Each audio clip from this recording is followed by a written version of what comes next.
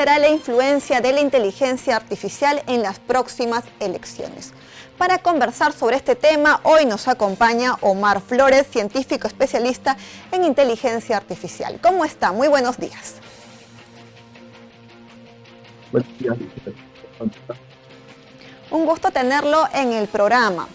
Le comento, el año pasado se publicó una ley que promueve el uso de la inteligencia artificial con el fin de desarrollar el tema económico y social en nuestro país. En ese sentido, para que sepan los televidentes, por favor, si nos podrías explicar qué es lo que contempla esta normativa.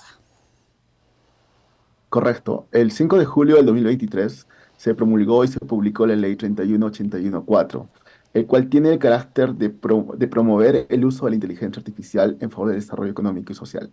Lo que estamos hablando es básicamente una primera ley declarativa, que es algo así como el primer ladrillo sobre el cual se puede crear una base de conceptos que, por ejemplo, involucran qué es la inteligencia artificial, para qué sirve, qué métodos existen y sobre la cual se pueda legislar, por ejemplo, el buen uso de la inteligencia artificial y sobre todo regular su mal uso o su mal aplicación a problemas reales, ¿no?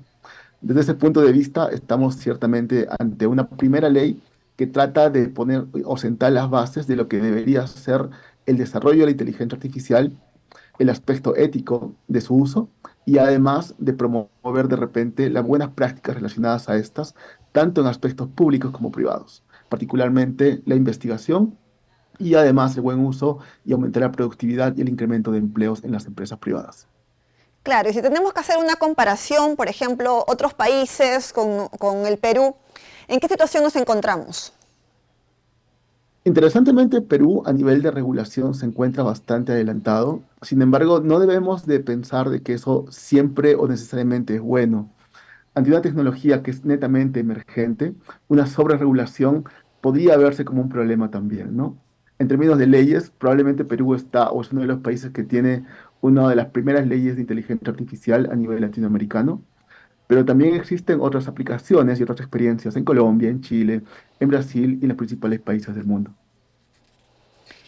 También se consideró el año pasado que este 2024 sería un año histórico, por así decirlo, ¿no? Por el mismo hecho que varios países van a acudir a las urnas. En ese sentido, por favor, ¿cómo has visto este panorama, el uso de la IA en las elecciones de los países de la región? Correcto, Lisette.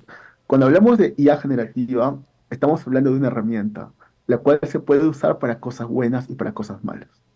En el ámbito de las elecciones, la IA generativa también se puede usar para ambos motivos. Empecemos con las cosas malas. Cuando hablamos, por ejemplo, de una IA generativa, estamos hablando de un tipo de algoritmos de inteligencia artificial, los cuales pueden generar contenido. Hablamos particularmente de texto, audio y video.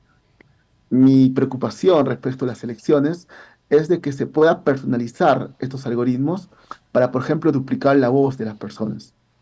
Mucha de la elección, por ejemplo, de candidatos como Pedro Castillo fueron realmente sorprendentes si no se hubieran tomado en cuenta la cantidad de likes que tenían en redes sociales, que fue realmente rápida meses antes de que aparecieran, por ejemplo, las elecciones.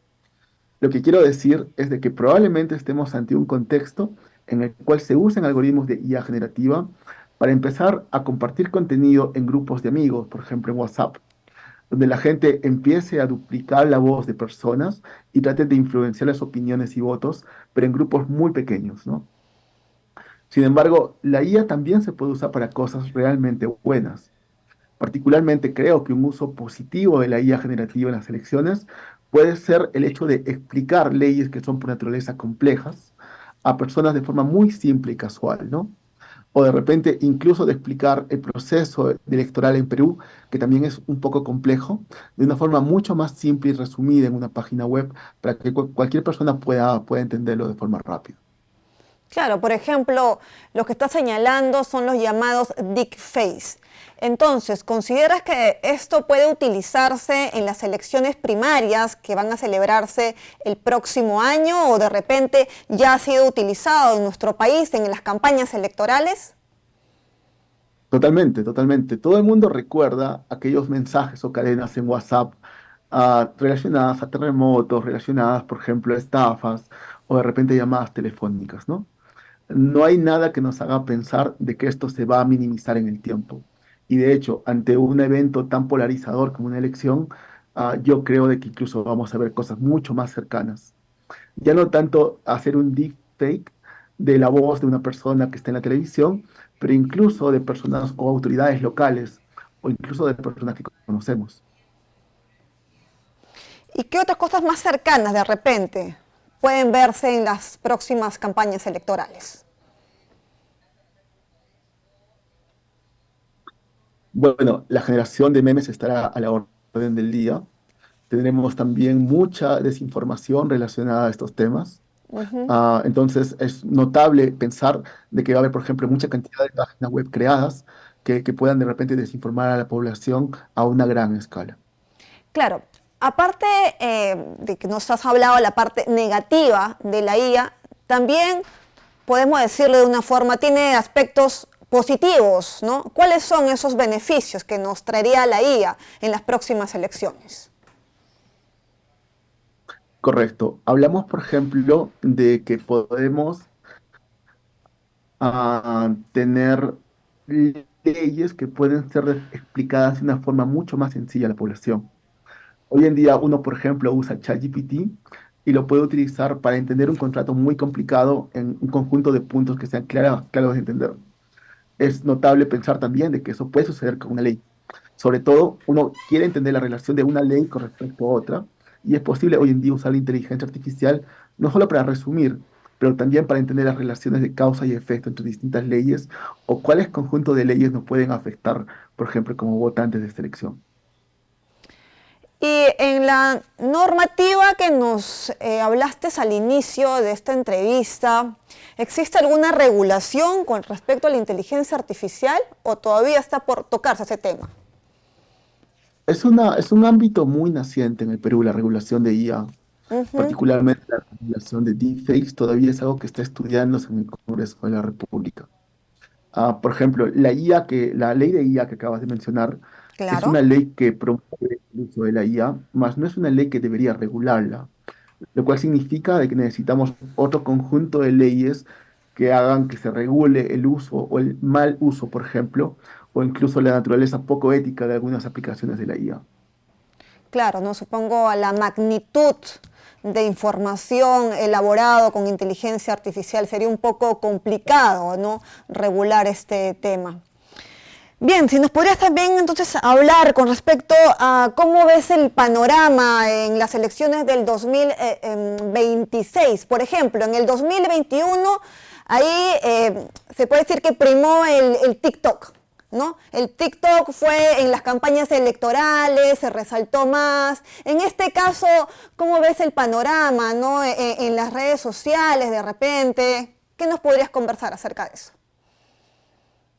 Va a ser algo muy parecido. Estamos hablando de que las redes sociales van a tener un papel preponderante en el uso de tratar de convencer a través de, por ejemplo, contenido y a través de opiniones de otras personas, ¿no? Vamos a ver también quizás un auge de influencers relacionados a política que van a también dar opiniones sobre esto.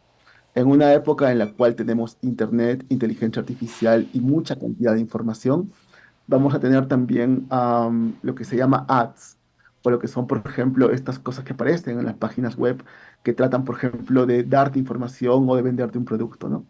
En una época electoral es notable entender también de que vamos a tener mejores ads. Existe el concepto de hiperpersonalización, donde se puede crear un ad en tiempo real que pueda de repente expresarte un concepto de una forma que sea mucho más familiar hacia ti. Entonces, es posible que tengamos también unas ads que sean muy personalizadas y que directamente traten de venderte no necesariamente un producto, pero sí un punto de vista o una opinión sobre un candidato en particular. Claro, y esto podría ser en todo caso utilizado por los próximos candidatos, ¿no? Al 2026. Bien, Correcto. Como nunca, es muy probable que veamos lo que se llama un data-driven election, una elección basada en datos, ¿no? Donde se puedan entrenar modelos para, por ejemplo, ver qué cantidad de ads necesita cada ciudad para poder cambiar, digamos, la opinión sobre determinado candidato. Claro, bien, le agradezco su participación, gracias por habernos acompañado. Como sabemos ya, por ejemplo, en México ha sido utilizado, ¿no?, el deepfake por una candidata, Xochitl, si más no me equivoco. Quizás vivamos ese panorama en el 2026. Gracias por habernos acompañado. A ustedes, buenos días. Bien, hemos conversado con Omar Flores, científico especialista en inteligencia artificial. Y a esta hora de la mañana vamos a una breve pausa y retornamos con más información aquí en JNE Noticias.